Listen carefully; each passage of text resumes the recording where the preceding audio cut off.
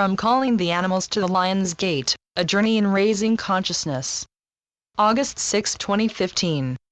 In this period of 2015, we are most certainly in a wave of powerful transformational energy. Our lives and our reality is being changed at a very fast pace, and in ways that we are often still coming to terms with. I think that the most recent wave of changes has been the most definitive and also maybe the most surprising. It has to do with our fellow citizens on the earth. The animals. Quite simply put, the earth can ascend no further unless we make peace with the animal kingdom. We have to take into our consciousness the fact that in a fifth-dimensional world, we are all connected and related, and that means that we can no longer abuse and destroy without acknowledging that it is ourselves that we are abusing and destroying. This awakening, and this recognition, and ultimately this raising of consciousness has been centered on Africa. Why? Well, for several reasons. Probably the most evident is that Africa is the only continent that still has a large wildlife population, but which is now under extreme threat. Secondly, Africa is the continent that is the focus of the Sirius project, which is the clear guidance and love of the Syrian master teachers from the Sirius star system. That influence extends from Egypt in the north, to South Africa in the south. Solstice June 21st and Calling the Animals.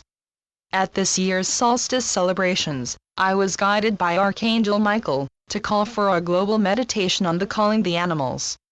The purpose of this was to call the animals to us, and to express to them our desire that they should come with us into the new earth and be part of our new earth reality. I did not realize at that point how crucial it was to the whole ascension project that would make this expression of intent to our fellow brothers and sisters on the earth. Further, I also was shown how the animals are not inferior forms of life, but are also star seeds, gifts from the creative beings who are our galactic and cosmic family. If we could not honor our animal family, how could we honor the galactic and cosmic family who had gifted these life forms to our planet?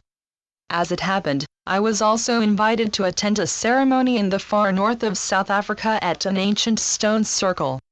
This site was located on the Nile Meridian and also on the borders of South Africa, Swaziland, and Mozambique.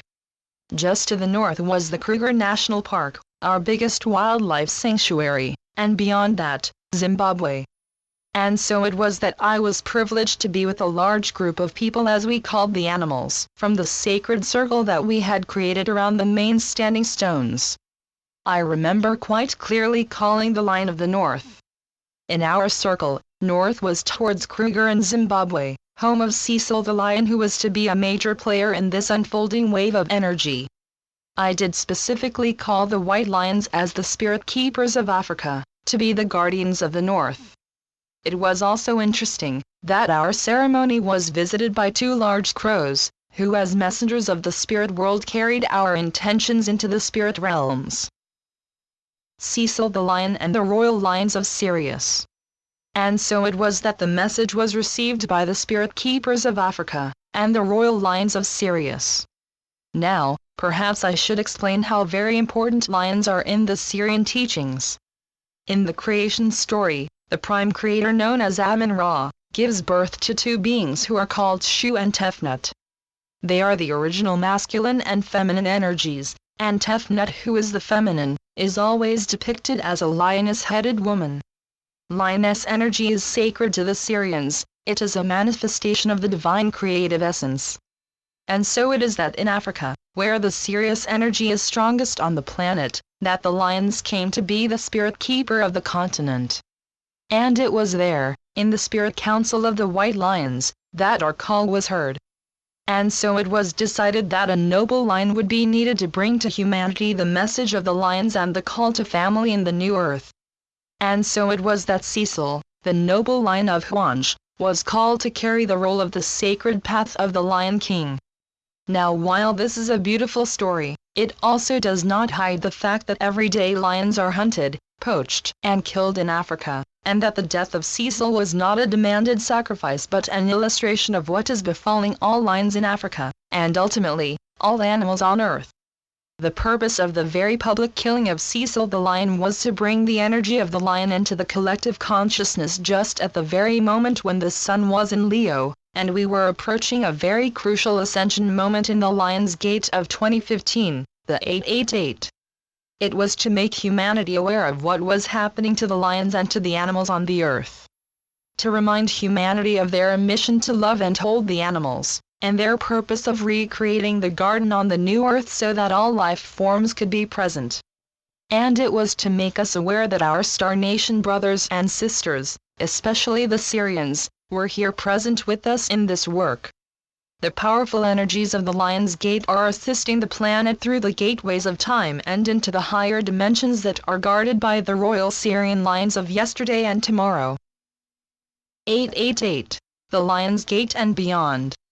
The Lion's Gate of 2015 on the 8th of August is the culmination of an ascension wave that will lift the planet into the highest frequencies of luminosity that have yet been achieved on Earth.